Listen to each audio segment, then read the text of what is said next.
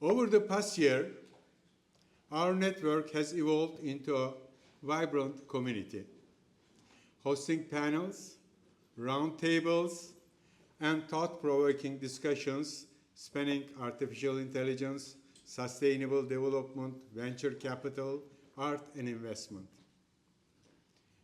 Each of these initiatives not only deepened our dialogue, but also strengthened the bridge we are building between Turkey and the United States. With our AI Connect series, we've created impactful webinars. We proudly represented the TÜSİAD New York Network at leading events with our Education for Sustainability focus area leaders. We organized startup gatherings that connected bright minds from around the world. Under our science focus area, we engaged scientists from diverse backgrounds, encouraging idea exchange and collaboration. We brought together many distinguished individuals from diverse backgrounds through webinars and in-person gatherings under our focus area of arts and investment. Finally, with the launch of our Next Gen initiative, we began nurturing the leaders of tomorrow. All of these efforts are guided by our corporate growth vision. These achievements are the result of a collective effort. I would like to express my heartfelt thanks to our focus group leaders, Ümran Beba, Tendi Yoğurtçu, Koray Duman, Niso Bahar, Professor Gökhan Otamışlıgil, and Emine Çubukçu for their vision and dedication. Each of you has shown how expertise, when combined with commitment, can create value, not just for our community here in New York, but also for TÜSİAD and for Turkey.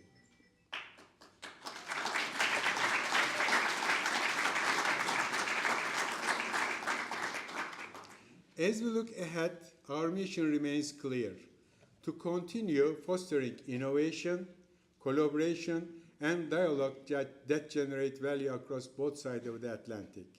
The work we do here contributes to a larger purpose, strengthening the economic, cultural, and intellectual ties between our two nations. Today's gathering is even more meaningful because we are joined by TÜSİAD Chairman of the Board, Mr. Orhan Turan, and members of the TÜSİAD Board of Directors. Their presence here underscores the importance of our network's work and the strong commitment of TÜSİAD to building global bridges. I would like to take a moment to sincerely thank all our members, distinguished guests, and everyone who has supported and joined us tonight.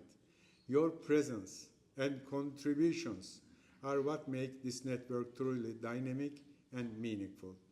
Thank you all. Thank you very much. Thank you and thank you.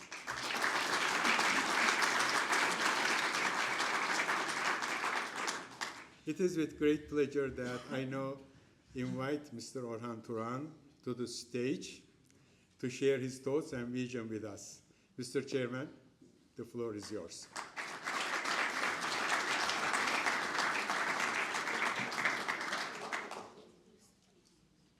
Ben tabii ki Türkçe konuşacağım.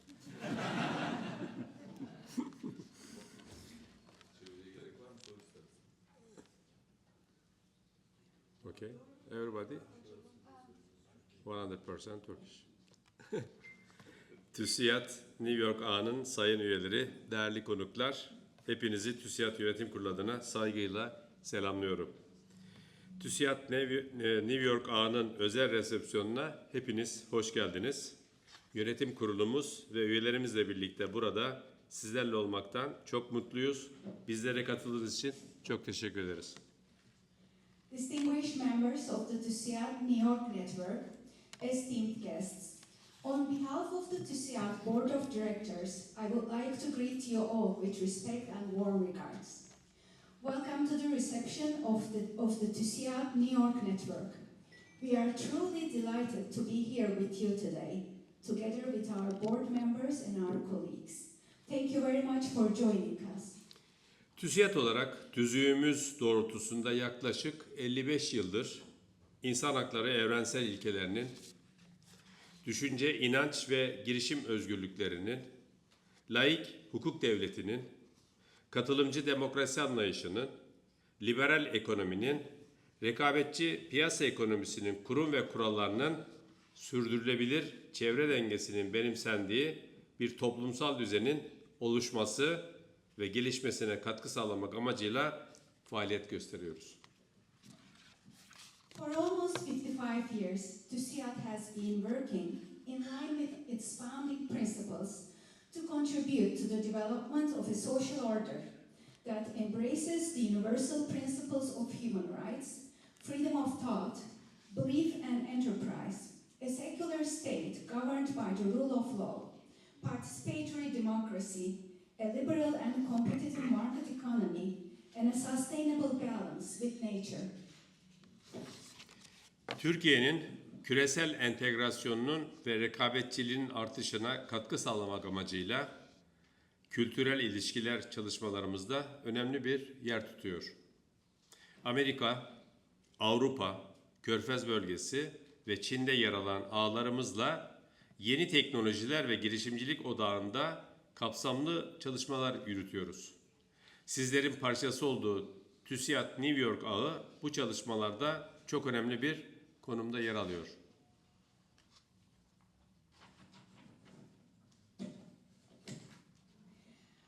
We are also carrying out very important cultural projects, and TUSİAD Network, which you are a part of, carries a very important place, holds a very important place in our projects. Dünyada çok hızlı bir değişim yaşanıyor. Bu değişim yalnızca belirsizlikleri değil, aynı zamanda birçok yeni fırsatı da beraberinde getiriyor.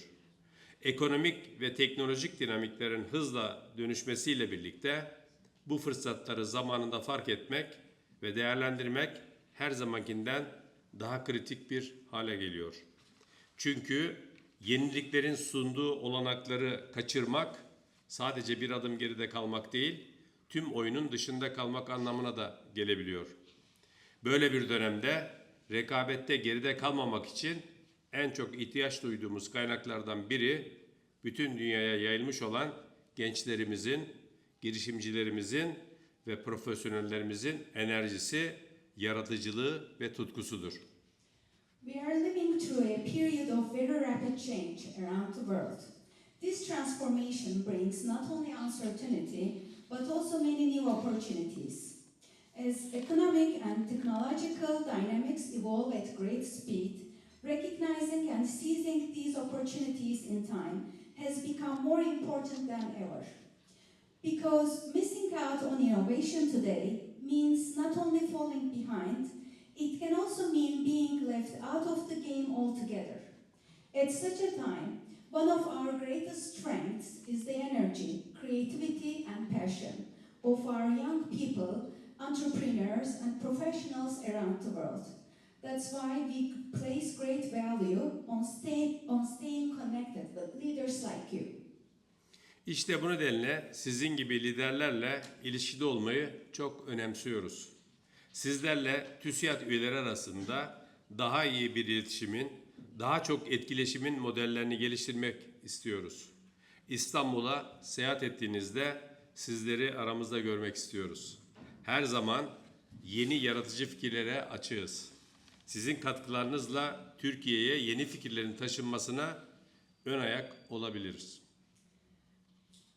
Staying connected with leaders like you is crucial for us.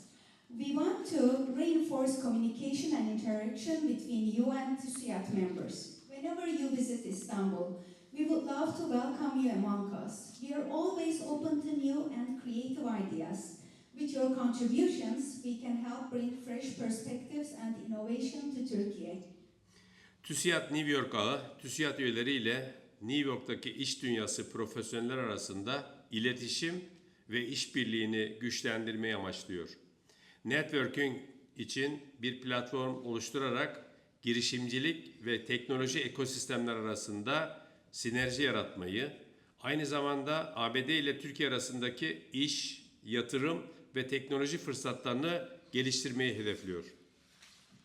The TÜSİAD New York Network aims to strengthen communication and cooperation between TÜSİAD members and professionals in New York's business community. By creating a platform for networking, it seeks to build synergy between entrepreneurship and technology ecosystems and to help expand business, investment, and technology opportunities between Turkey and the United States of America. Bu hedef doğrultusunda bundan sonra neler yapabiliriz? Bakın, Türkiye'de girişimcilik ekosistemi son yıllarda dikkat çekici bir büyüme ve dinamizm göstermektedir. Sadece 2024 yılında Türkiye'de startup yatırım büyüklüğü yıllık bazda %44 artarken yatırım sayısı %31 artmıştır. 2021-2024 yıllarında toplam 7.1 milyar dolar ile Avrupa, Orta Doğu ve Afrika bölgelerinde ilk 10'a girmesi, Türkiye'nin ekosistemin girişimcilik alanında büyüyen etki ve başarısını vurgulamaktadır. TÜSİAD olarak bu alanda büyük potansiyel görüyoruz.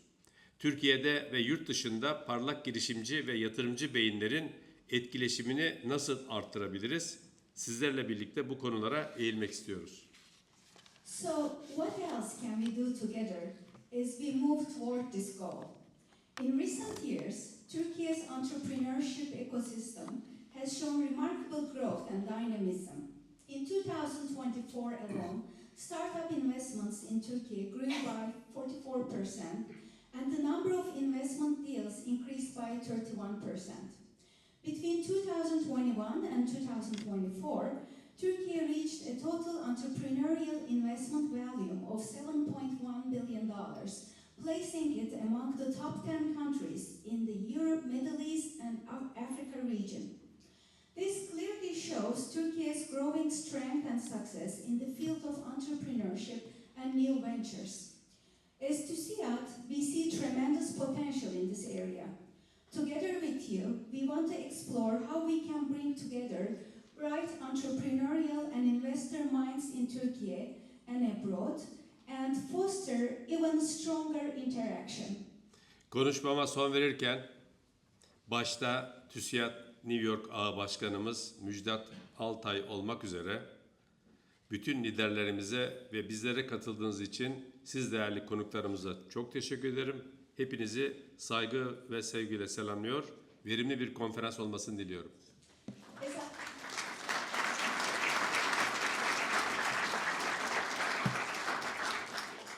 As I conclude my speech, I would like to express my sincere gratitude to all our leaders, especially our TÜSİAD New York Network Chair, Mr. Müjdat Altay, and to all of you for joining us today.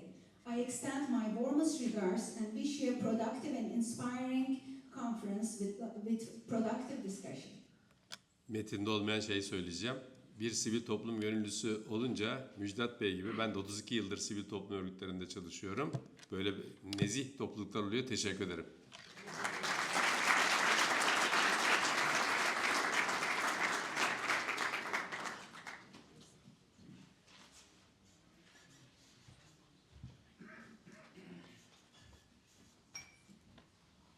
Thank you, Chairperson Orhan Turan and Müjdat Bey. Good evening, everyone. Hepinize merhabalar. I am Tevdi, Chief Technology Officer at Precisely. I also lead the TÜSİAD New York Network Artificial Intelligence Group. We have already heard about TÜSİAD's mission and how that is shaping with the global growth, and we want to now focus on how innovation is becoming critical to that growth moving forward. Tonight's theme, Scaling Innovation Globally, Founders at the Intersection of AI and Growth, is a very timely theme.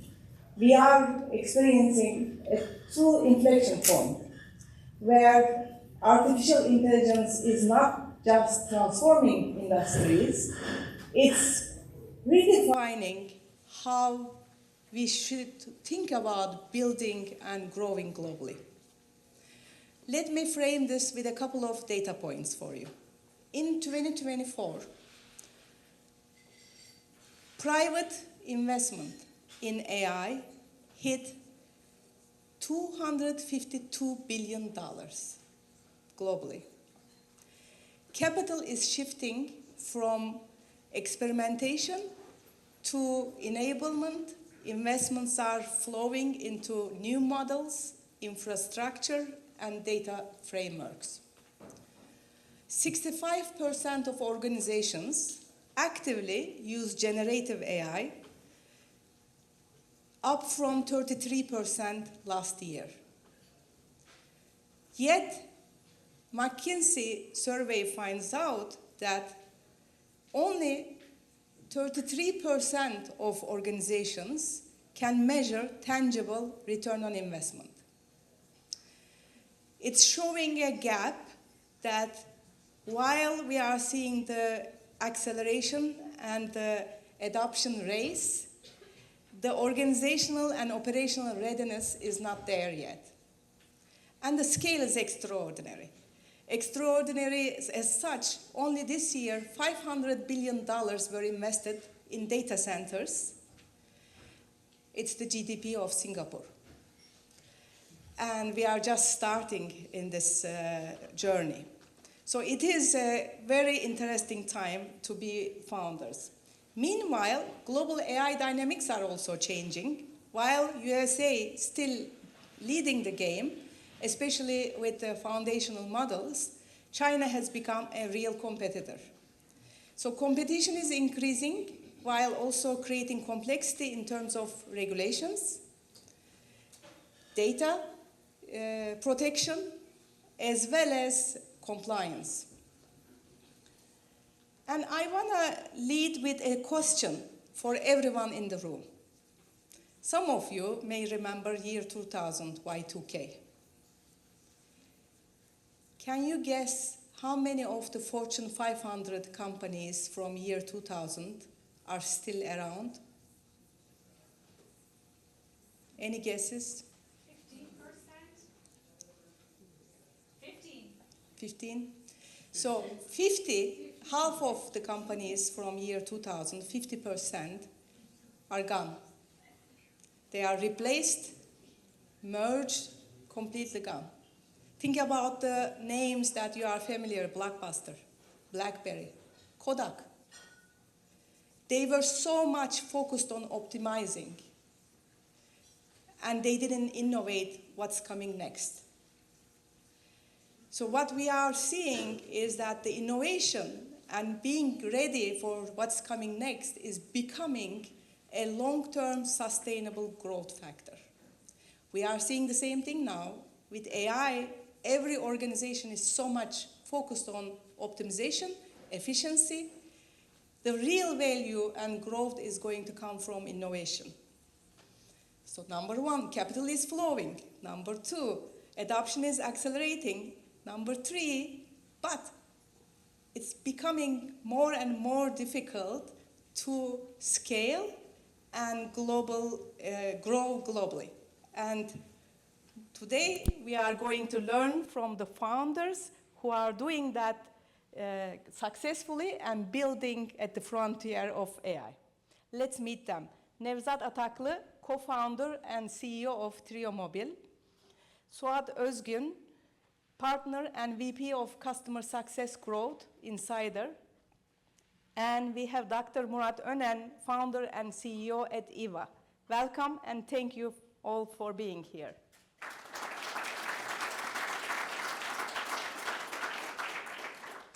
To get us started, could you each give a short introduction to what your company does and how AI fits at its core? Nevzat, let's start with you. Sure. First, thank you for the invitation.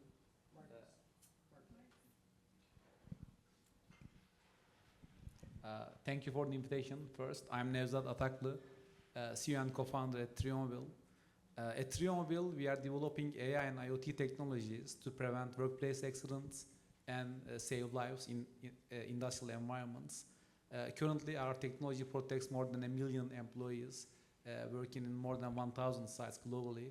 And we are helping global companies like Coca-Cola, P&G, Nestle, Unilever, Ford, Mercedes, and many more to make their operations safer. We are a team of 250 people with strong R&D capabilities. We design and develop our own, train our own AI models. We develop our cloud software. Even we develop our own hardware, edge devices. So all of them are in-house. We have sales and after-sales organizations across US and Europe because we have to stay close to our customers to help their adoption of the technology smoother and to contribute to their long-term success. And the question how AI fits to our core, I mean, AI is existential for us. It is truly the core of everything we are doing. We are applying 2 layers of AI in our solutions. So the first layer is the edge layer. We have smart edge devices like smart AI cameras and sensors, and they can detect unsafe conditions and acts in real time. For example, if a person is in a restricted area or if a person is too close to a forklift in a factory, it can detect this in real time and it can create an alert, slow, or even stop the machine. So this is the real-time AI layer that we are applying. And the second layer that we are applying is our cloud AI layer. We are collecting data from millions of devices from the field, the cameras, sensors, etc. And we process millions of videos in our cloud platform. Platform makes advanced processes on this, and we can detect more than 100 unsafe acts and conditions. And these events, for example, like someone is distracted by his phone while operating a machine, or unsafe work at height, or even electrical or fire risk before they lead to incidents. So our approach is called hardware-enabled SaaS, combining intelligent devices with scalable software platforms. And our mission is simple but powerful, using AI to protect people and create workplaces. That's great. Thank you, Nevzat. And I will come back to that edge devices later. But Suad, let's continue with you. Certainly. Hello, once again, I'm Suad. I'm working for Insider. Probably you all know Insider, because we have tendency to make people call like, yeah, the Insider that we know, just because among you we already have some investors that help us greatly. What we do as Insider is the tricky question. I always had hard time to explain this to my family as well, even though I'm working for the company almost for the last 10 years. So in its simplest form, what we do is we provide personalized experience for the companies we are working with. To put a name on it, you all know hepsibrother.com, ebay.com. Once you enter, you see something, but once I enter, I see something else. So in its simplest form, this is what we do. And what we do with AI is the backbone of our organization. This is the reason why we tend to position ourselves in a way cross-channel, marketing, automation, and growth management platform. Again, to give it a name, I assume you all receive some email communications, SMS communications, WhatsApp communications from different brands and logos. Most of the time, they tend to be a little boring and time to time annoying, just because most of the time they are not relevant to what are you interested in. So we put a brain behind to make sure that we will not annoy you, but instead we will provide you a great experience with the help of Insider's technology. Meaning, we will know which channel you would prefer us to communicate with, meaning we will know when you would prefer us to reach out to you, meaning we will know what exactly you would like to hear back from us. So as a result, we are promising to optimize marketeers' life and make profitability for their organizations. Thank you, Suad. Well, thank you very much once again also for the invitation. Hello, everyone. My name is Murat Önen. At EVA, what we are doing is we are building the next compute fabric for AI. So it's chips, hardware, in other words. I don't think I need to convince any of you that compute is the main bottleneck today in the world of AI. speed of compute, energy consumption of compute, availability of compute when you look at from a supply chain point of view, and ultimately, of course, cost of compute. How much dollars you spend for the given amount of operations, right? It is OpenAI itself, just as an alone, estimates in the next 5 years they will average around 15 billion a year in compute only, not personnel, not anything else.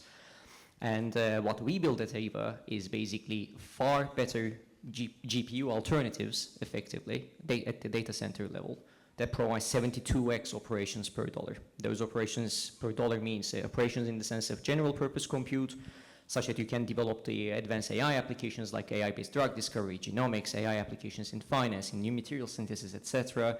And when I say dollar, it's the total cost of ownership, of course, building and running these data centers that also, was mentioned earlier in the call. The reason why we get to do this is, at company, we basically have access to this new transistor technology that allows us to build far more efficient chips. That's at the essence of it. Some of you, I'm sure, actually most of you, in fact, are familiar with Moore's law, the transistor scaling law.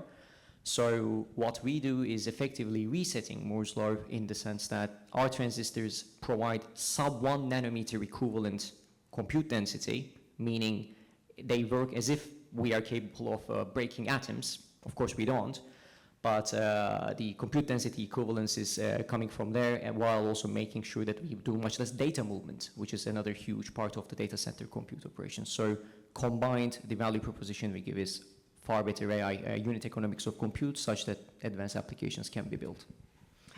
That's great, and each of you represent a different layer of AI with industrial, with enterprise software as a service which is personalized, and with hardware.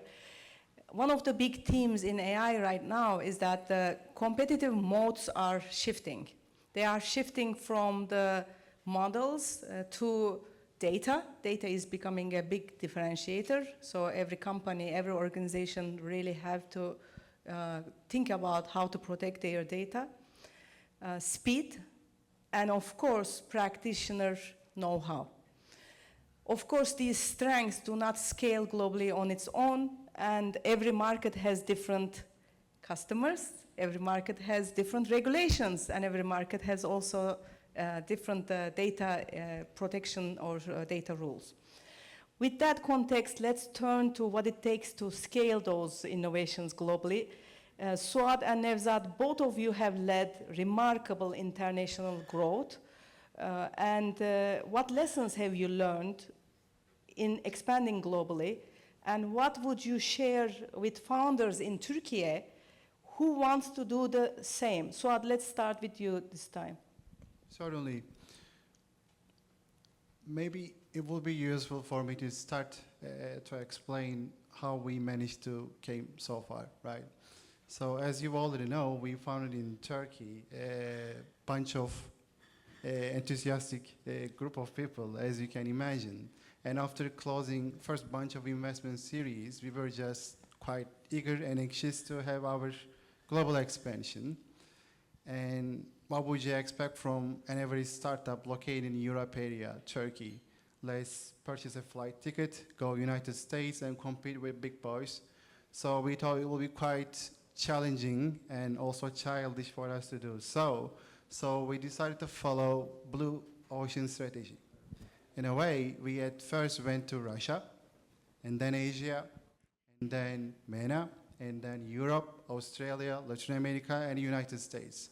While doing all these, we thought we would have a chance to build our referenceable client base. This would ease the process of entering a new market, as well as this would help us to fail and learn so that we would have something better, stronger to compete with the big guys here in the United States. And then eventually we came here. And what we learned so far, I would say, first thing is the hiring. If you would like to have global expansion, the #1 employee of the region will most probably define the DNA of the whole organization. This is the reason why it's not just about checking their resume to understand if they have right talent, but you need to understand if they have got to be part of your team. That includes cultural adoption, that includes sharing same vision, dreams, and all the others. And the second thing, listening, because most of the time, I mean, yes, we are doing technology, but each time we are repeating pretty much the same thing. Pretty much same KPIs, business goals, pain points, business models, and everything. So technology-wise, we are not doing something crazy in this sense. But we need to understand what are the regional needs and how we can adapt our technology to their realities. So as we listen to our prospects, as we listen to our customers, as we listen to our team, we came to a point that instead of defining our product roadmap in silos, we are defining our product roadmaps based on the feedbacks that we are getting from the others. This is the reason why I would say Insider can be considered a brand serves for its clients in a way, defines and shapes its future based on their preferences. And this helps us big time to make them welcome in whatever region we would like to have our expansion. Thanks, Suad. How about you, Nevzat? Can you talk about your growth globally, please? Sure. When we first started, we started in Europe and US because big boys were not there in our case, because the market was not there. So our problem was even bigger. So the question was, is there a scalable market for AI-based industrial safety or not? So our years started to just prove that there was a market. So we created success stories with large brands. Still, we are proving that market because it's not a multi-billion-dollar market yet, but we believe it will be. But of course, when you first start, there are endless decisions that we need to make at that time. Which country first, which product group we will focus on, because our product portfolio was also large at that time. Are we going to sell direct or through partners, enterprise or mid-market? And how our customers will buy. Are they going to make centralized decisions, or are they going to make country-based or site-based decisions? So endless questions. These are like the top of mind questions for me. So of course we made a lot of mistakes. We are still making a lot of mistakes. And our journey was far from perfect when we first began. We entered too many markets at once. And we promoted too many solutions. We were beaten hard. But we learned quickly, and we iterate and pivot quickly to adapt. And the turning point came when we made 3 bold decisions. The first one, we narrowed our scope to industrial safety space. This was transformational for us because when you are an engineer, you think you can solve different problems, more problems than you should. So it's a problem, so it's just becoming a self-destructing problem. So we focused in industrial safety domain, where our technology can create a big difference, and we could potentially be the global leader. Then we choose our ideal customer profile. So we said, okay, top 1,000 global enterprises. These will be Trio Mobil's target customers. So because one deployment can scale to hundreds of deployments in that case. And last one, we choose Europe and US as our key markets, targeting headquarters for global rollouts. So these were like 3 main decisions we made. And another important lesson, most of the time people think that most responsive customers or markets are the best ones. But again, we learned by mistakes that most of the time the best customers are hardest to reach, because everyone is trying to reaching to them. They are busy, they have 100 other priorities, but when you address a critical pain point for them, and when you have the best technology, then this turns to an engagement and a multi-million-dollar partnership potentially. So these are the lessons from our growth expansion. That's great. What a masterclass for global scaling. So I heard a couple of themes here. Number 1, focus is so important. Focus, which market are you going to start with? Are you going to start with Russia? Are you going to start with EMEA? Are you going to start with Asia Pac? Are you going to start with USA? And we heard different choices from Insider and Trio Mobil on that. The second, for focus, actually, a couple of dimensions, right? The market is one. Also, who is going to be your customer? Is it going to be mid-market or enterprise or small? And another choice you have to make is how are you going to reach out to those customers? Who will be your partners? Is it going to be a channel?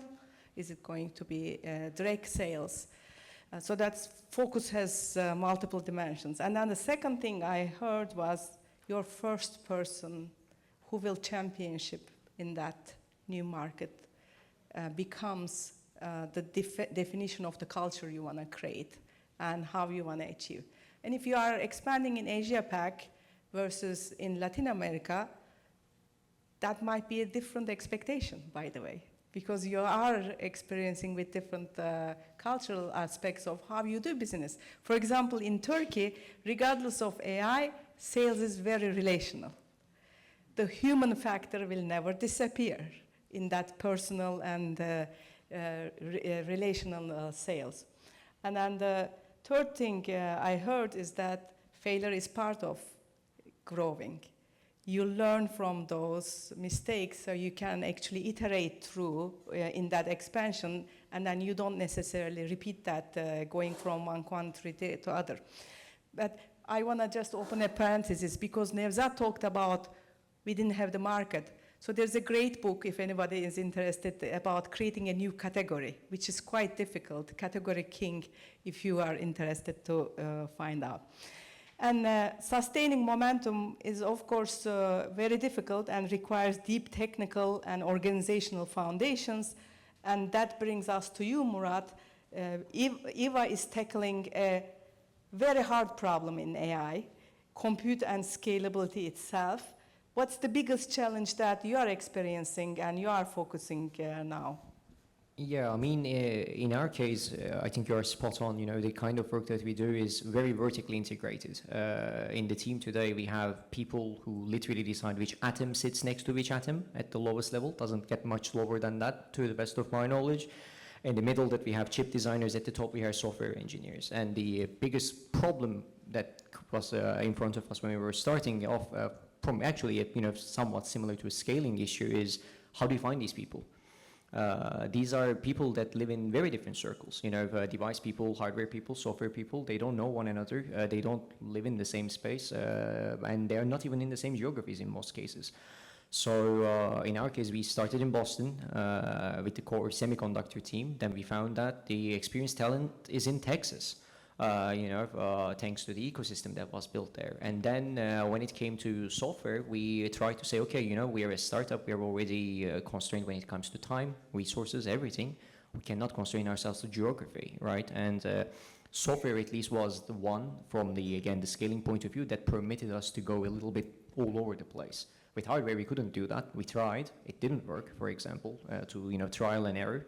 But when it came to software, now, for example, our software team is divided between Chicago, Czech Republic, and Portugal, because at least it permits that kind of effort. So, and then, you know, of course, going forward organizationally, we keep looking into many different universities, many different industries, many different ecosystems that some of those live in some places, some of them not, but also some of them are immiscible. That's not easy either, but yeah, I would say that, you know, our variant of scaling is, for the time being, the building of the team, finding the talent, bringing them all together such that we can do this very end-to-end solution to hopefully one of the biggest problems that we have.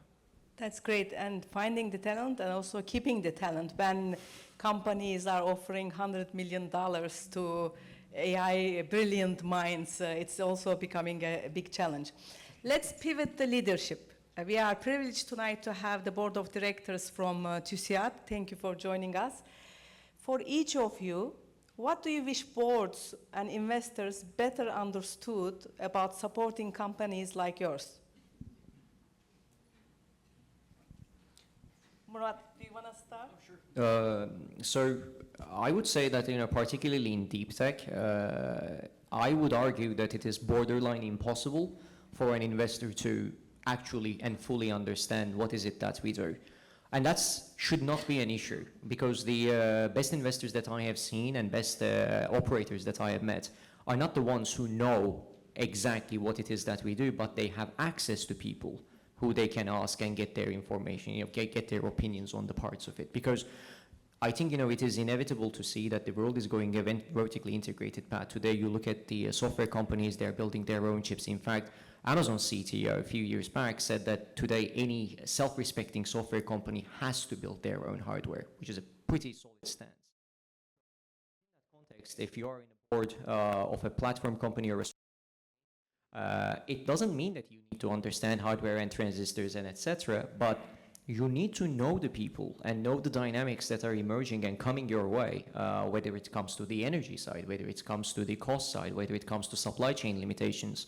And I think the most important thing that I see is they need to first let go of the fear that it has to be them who has to know all of it and the ego that comes with that, and then surround themselves with smarter people who knows a lot of different things. I think that access is the most important or most valuable that I see in our board today and in our investors. Thanks, Murat. How about you, Nevzat?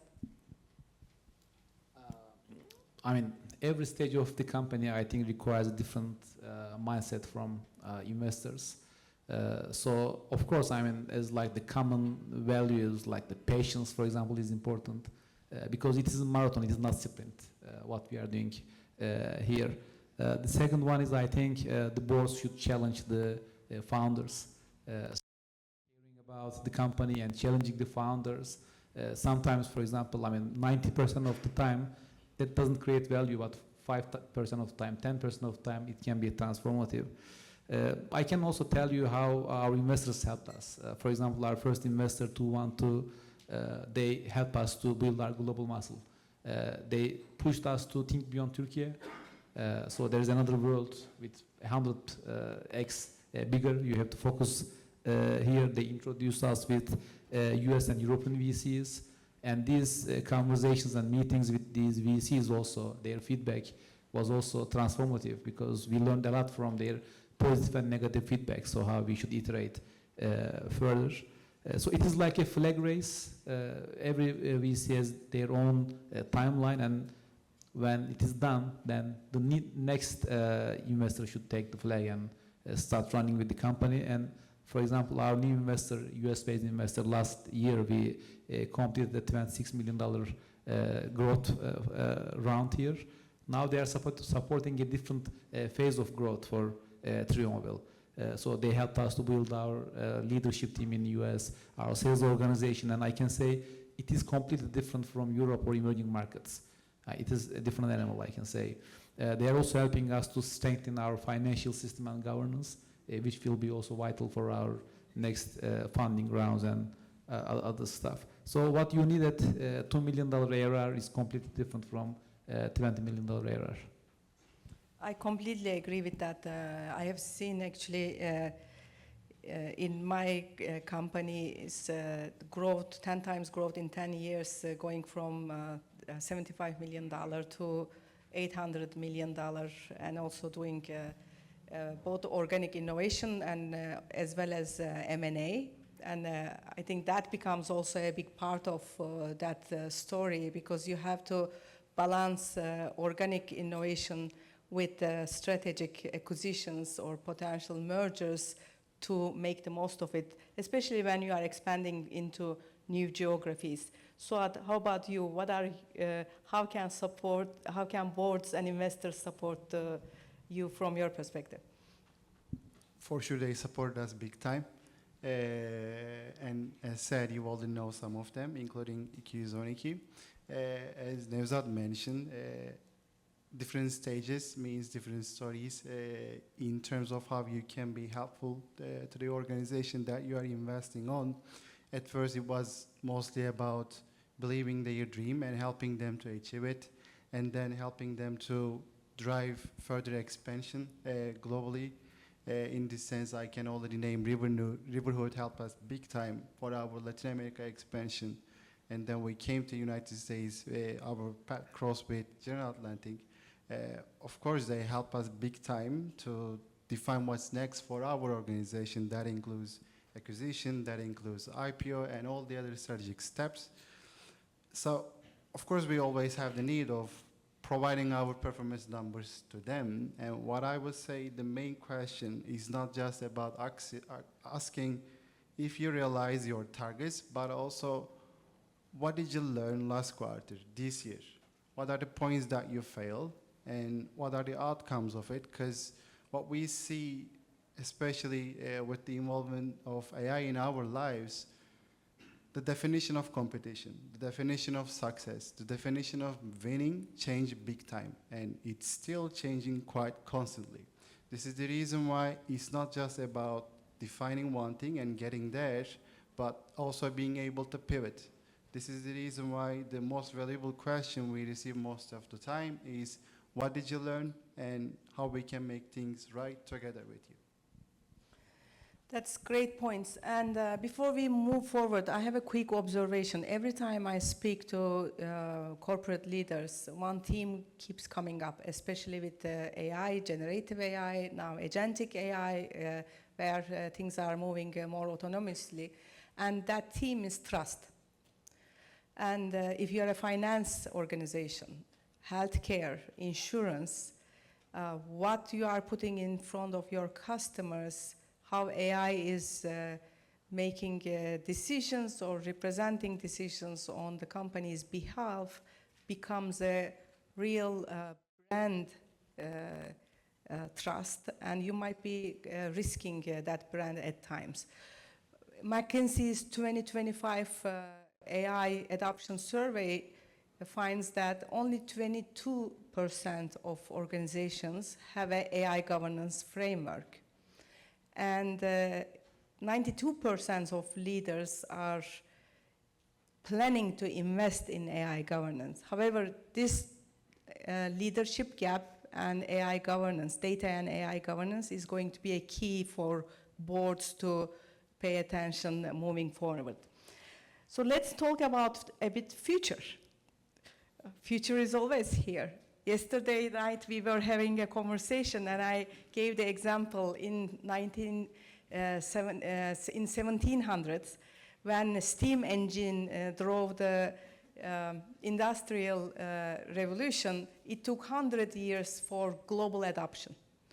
And in 1800s, when electricity was adopted, it took about 75 years for global adoption. In 1900s, with computers, it took 50 years for global adoption.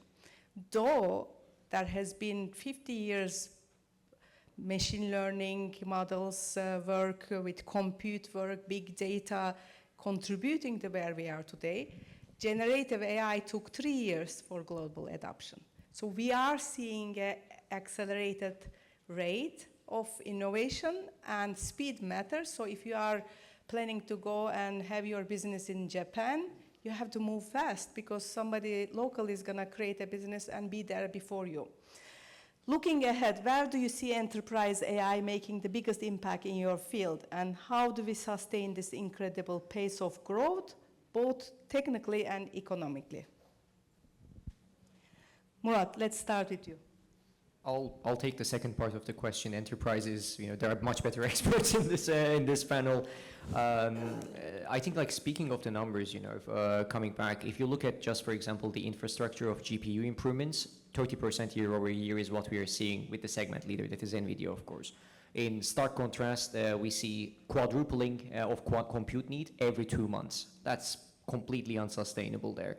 I think, like, there is a very good example of it, actually, how unsustainable it is. It's not just by means of cost and time to compute, but of course on the energy angle as well. I think, like, it was earlier this year, around January, end of January, February, McKinsey published this report saying that by 2030, data center compute was going to reach 12% of US total energy production, which was a huge number. Everyone was saying, like, wow, that's a terrifying report, like 12%. I think the more interesting thing is, I think 2 weeks ago, they adjusted that expectation to 2028. So within a year's time, less than a year's time, they changed their projection from 5 years to 3 years to hit that, relatively massive goal. So I'm super excited about the future of AI. I definitely want to preface it this way, but to be able to come to the point, whether it is the advanced applications, again, within pharma, within finance, within defense, or all of those that go far beyond the current capabilities of AI, that remains tremendous amount of compute. Not just to train the models, by the way. I'm talking about compute to develop what lies beyond transformers. Far beyond that, in fact, because that's great topology. We use it, of course, but nowhere near enough to achieve the humanity's goals when it comes to AI. So I think there needs to be making peace and changes in unit economics of compute, first of all, such that we can keep the pace, we can unlock these applications, and you know, such that this growth keeps continuing. So let's continue with you. Certainly. I guess you already said something quite well, right? Majority of the things are not that new. Machine learning and all the others, we were talking about all that for the last 20 years. But yeah, for the last 3-4 years, the game got changed. In a way, to put it on a complex, not being complex about it. Back at the time, we were always able to get data, check data, read data. And we were trying to understand what will be the driver behind the data. And as a result, we were coming up with some hypotheses. And we were giving it 2 weeks or a month to test our idea and then understand if we were right or wrong. So now, with the enterprise AI, what we do is, instead of relying solely on our previous experiences, we let AI to take decision in real time, in a way, while things are happening on the marketing side, it checks the data, takes the decision, and accordingly execute. So the enterprise AI is mostly about decision quality as well as execution power. We don't believe we will be replacing the marketing department of the organizations that we are working with, but we will be just further optimizing their workforce, and we will be helping them to execute on the things that they thought will be cool or great for their organization to do so. How about you, Nevzat? So, I mean, the future of AI, it is a $100 trillion question, so I don't have the answer for that. But I will tell my side. So, I mean, in today's world, what we see in enterprise AI, we are using AI for 2 main purposes. First of all is replacing humans in low-value workloads. For example, rule-based controls, our edge devices do that. If they detect pedestrians around forklifts or in restricted areas, etc., they can detect that immediately and react. Or document revisions, non-safety critical content generation, this is where AI can do it automatically. And the second one is supporting human decision making. I think all of us are using that daily, where AI provides research, recommendation, intelligence to support human decision, but not making the final decision. So the final decision always made by human if it is a critical thing. I think the next wave of enterprise AI is AI that requires minimum or no supervision to make safe contextual conclusions. So I think we will move from not automation, we will move to autonomy of AI. So this will be the future of enterprise AI. That's great. And Murat, you touched based on something in terms of the sustainability of this growth with data centers and compute growth. And one of the things that I'm seeing that as much as the large language models have driven that first wave of generative AI adoption, there's a lot of focus now of smaller models and more domain-specific models. So domain-specific for example, legal versus domain-specific for biosciences. Those are becoming big investment areas. And in fact, year-over-year increase in investment is about 70%. And how do we push those to the edge AI? For example, our phones or iPads have more compute power today than some of the supercomputers of the past, but we are not really leveraging that power to utilize these compute, and how do we start pushing and using, better using those edge devices. Now to close, I'd love to ask each of you for one short reflection.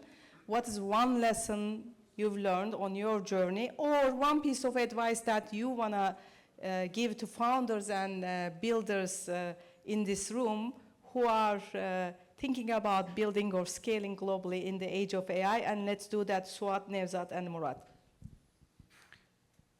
So what I would say, what we learned and the closing sentences from our end, we were always childish, we were always dreaming big, and we were always believing Turkey is and can be a SaaS country. And wherever we go, we believe that we have a lot to share with the rest of the world. That includes our technology, that includes our work ethics, that includes the potential that we can provide to the future. So if I can make a suggestion, I would say we all should believe our potential. And if a Turkish person has a playground on the growth stage, it can do amazing stuff, and we shouldn't just forget about it.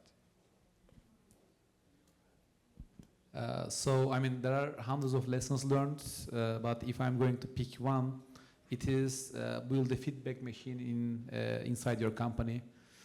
Because every customer complaint, every product bug, every investor question, these are all signals.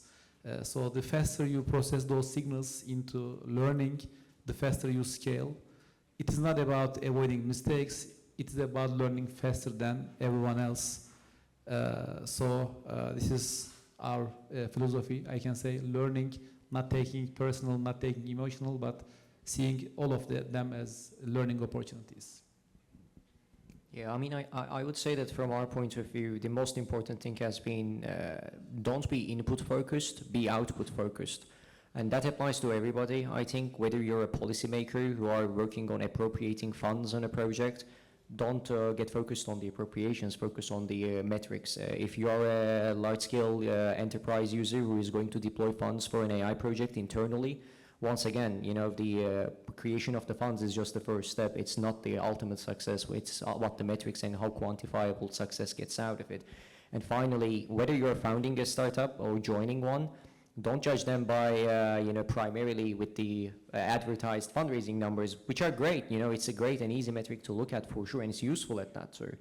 But it's by no means the final one. In fact, what they do with it is the ultimate thing. So, and I think, you know, getting more output focus is definitely the way to go, whether you're a country or whether you're an entrepreneur. Thank you. What a powerful set of insights. So while we are closing, I want to leave you with 3 key takeaways. First for Turkey, second for businesses, and third is for builders and leaders in this room. For Turkey, TÜSİAD's Generative AI Revolution report highlights that we have, in fact, rich talent. However, we need to invest in infrastructure, data foundations, and also ways to retain that talent so they can continue to contribute that innovation cycle. So education, data and AI literacy will be a big part of that. Second, for businesses, focus on innovation and not just for optimizations and efficiencies. Because organizations who will thrive and have the courage to experiment and have the courage to think about, instead of just layering AI on top of dysfunctional processes, rethink their business models are the ones that are going to be having sustainable growth. And third, for builders and leaders in this room, this is the best time to build something new. It has never been easier than this. It has never been cheaper than this to start something new, but it has never been also faster than what we are experiencing now. So you have to think about, how am I gonna sustain my differentiation? How am I gonna think about who my customer is, what my market is going to be? But this is really exciting times, and we are just starting with it. With that, I want to thank our panelists, and let's have a round of applause for them.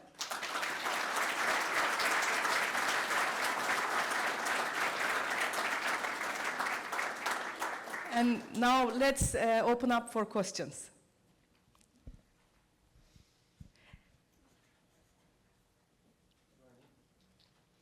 So I have a different angle. You know, the older people like me remember what happened with the internet, right? Like, I think we are at the stage where we are with the internet in '99, fall, and probably going to have some type of value destruction maybe in the AI space in spring or maybe by latest in whatever. Timing is important in this, right? If Mark Cuban cell broadcast started up in '99, it created, it was bought by Yahoo, and we know that Yahoo ended, right? I think in AI we don't know already, we don't know the real players, right? I had a research report from Goldman Sachs. 90% of companies they gave the buy rating in the internet sector, they are gone. 10% they had a value destruction and then came back, like Amazon, eBay, whatever.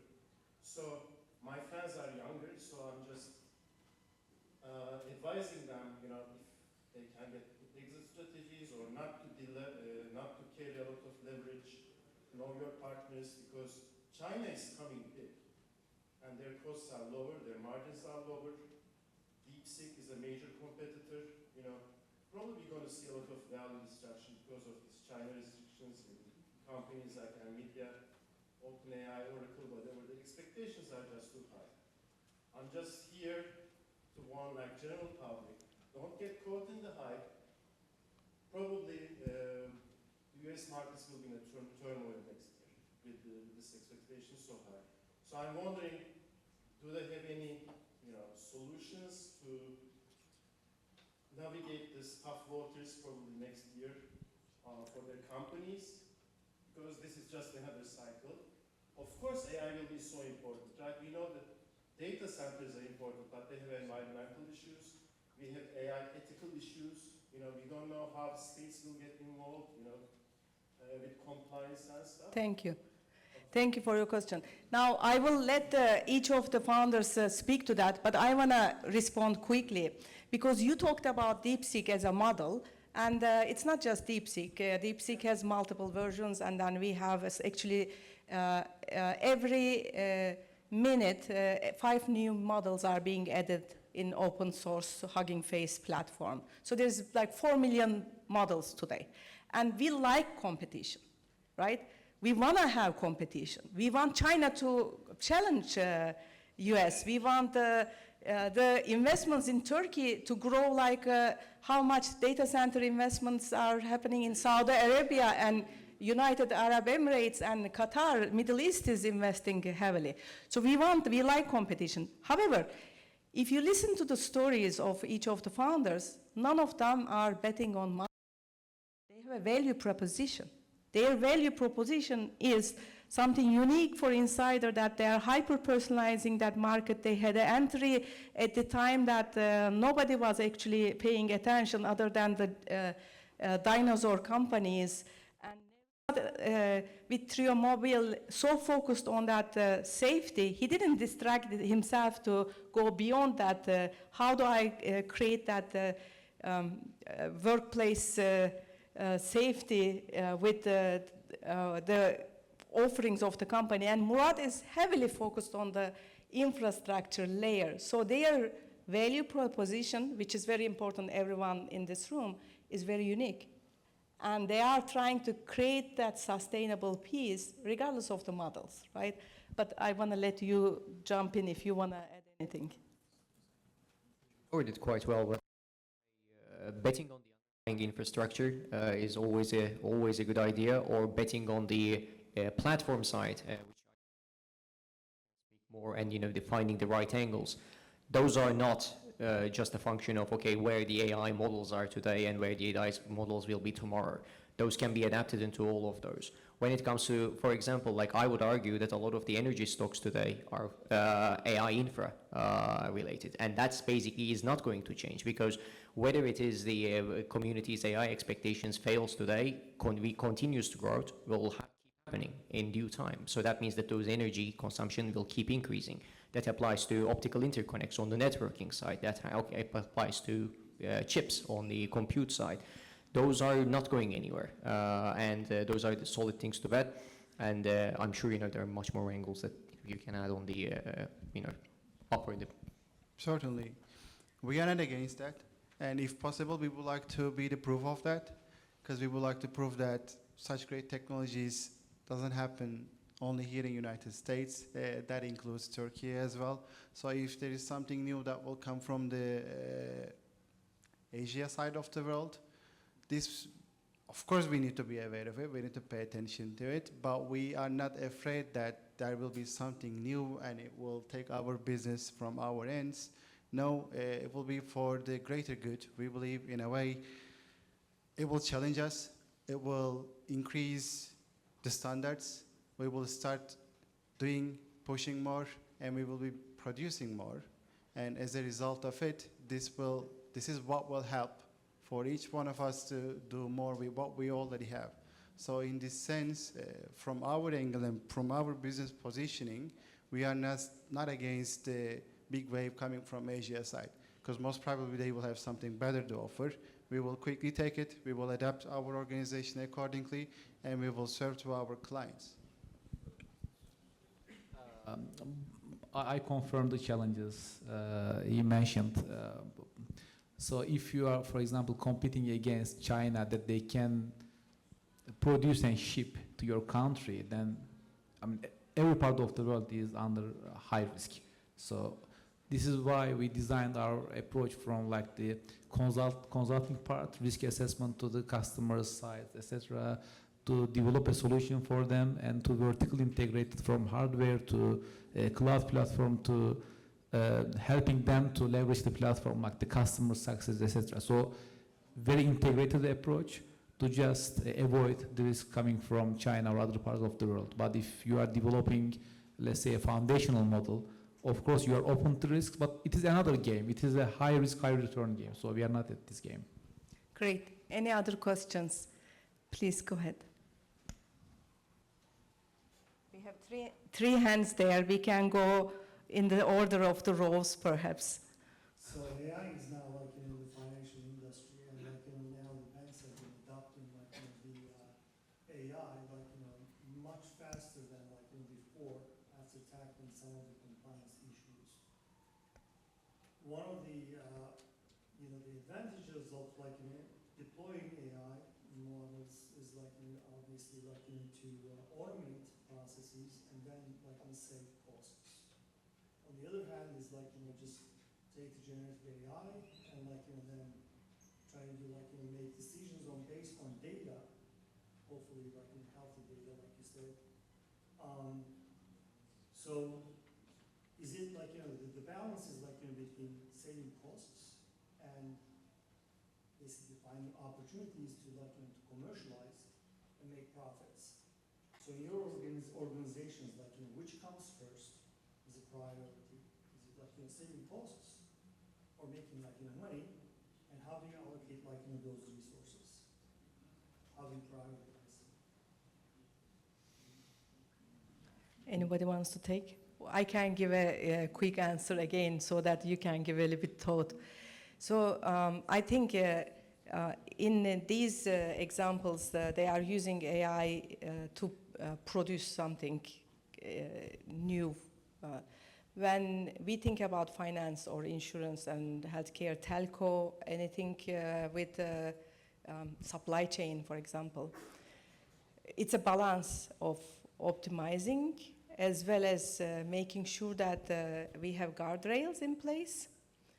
We pay attention to the data foundations with data quality and accuracy and consistency of that data. What's sourcing it, right? There are 3 layers of data. Every single model is trained on what is available on the internet. So that's not gonna give you anything unique or competitive if you are just using the language models as they are.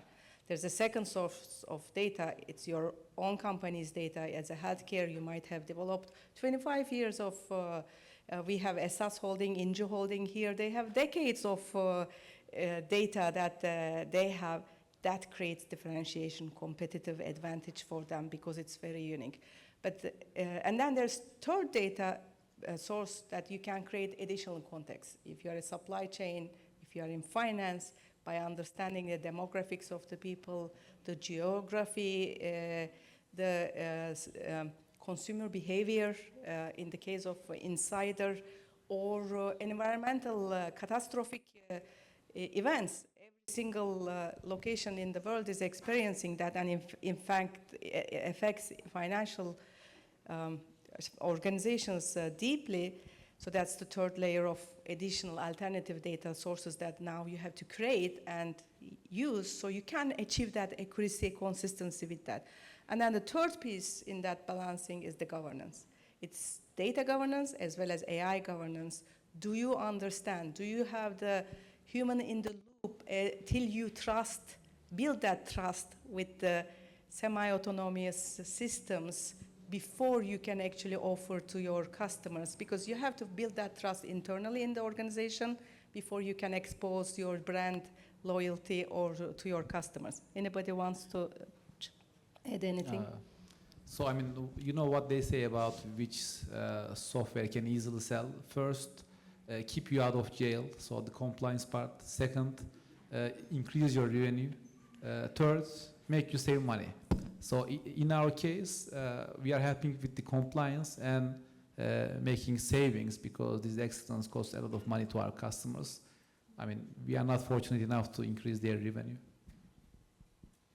From insider perspective, this has to do with our overall positioning, because we promised that we will be making marketers' life easier.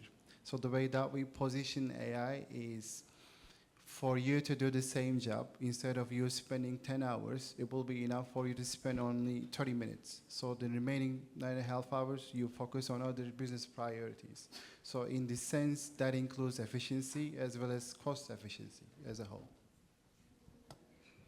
Yeah, I mean, I would say that at the top end, the heavy hitters that we interact with the frontier AI labs, hyperscalers, that's not cost cutting. It's entirely new field generation, new revenue generation, new application generation. We had one hand there. Yes, let's continue. I have two questions. One is more specific to Murat. When I was reading about your company last year in MIT Tech Review, I was really very proud to see a Turkish person. Congratulations. And I mean, you mentioned very well about the power constraint. The US hasn't built any power industry and the demand growth isn't there. Gas turbine supply chain is horrible. You can't get a turbine in the next 7 years. I guess everybody's like trying to build something, and your technology looks very promising. But in the sense that, you know, to build something that can compete with GPUs, and we need manufacturing, plus like as it becomes more entrenched in the enterprise, you know, would it be difficult, let's say 5 years from now, if everybody is using GPUs, CUDA to enter the space? What are the main hurdles you are seeing, and when do you think this can be commercialized? Yeah, I mean, we are building the first commercial racks in 2027, so we are not too far away. But I think the most important thing for us is to be the right amount of new. That applies whether it's the hardware, for example, like if you build such a different chip architecture that is completely CUDA incompatible and everything on top of a PyTorch, it's garbage, no one cares. So whereas if you're not new enough, of course, you can't find the performance improvement. And that applies to also the deployment side. If, for example, your racks are already compatible, in our case, the air-cooled systems, that's a fascinating advantage because there's a surplus of those spaces across the US, across Europe, everywhere, right? Whereas if, for example, you need even more than liquid cooling systems or some other, specifics on the infra side, you have no chance. So being the right amount of new and finding the common denominator and only changing that such that even when the transformers go away and whatever next comes in, you get future-proofed. I think that's super critical.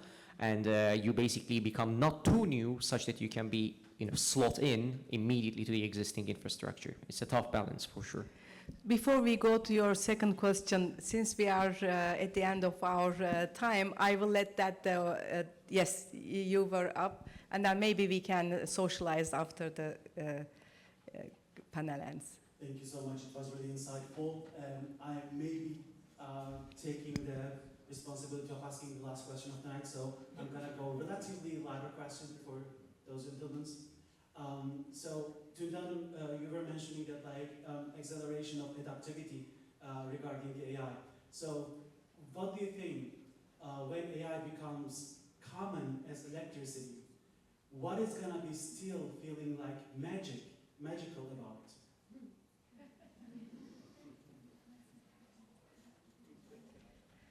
Human empathy and human characteristics are going to be defining the next wave of leadership, from my perspective.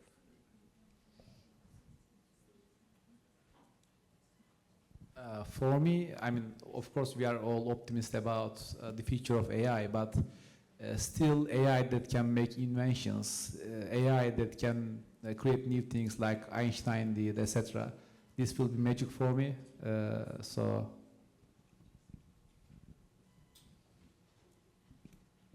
It's a deep question, so I need to give a minute about it. But I would say being able to create memories. If there is an AI that can put those memories into our minds somehow, this would make me feel like it's magic for sure. I mean, I'm gonna kind of give a cop-out answer, but I think anything that you can think of it right now that will be magical, that will be very mainstream, but that will then enable that things that you wouldn't even be able to think right now to become the new possibility. So that's how advancement has been keeping going. So I don't think we even know what will be looking magical, but it will be there. So we will be keep enjoying our times with exploring new things with the potential of AI then. Yeah. Thank you so much.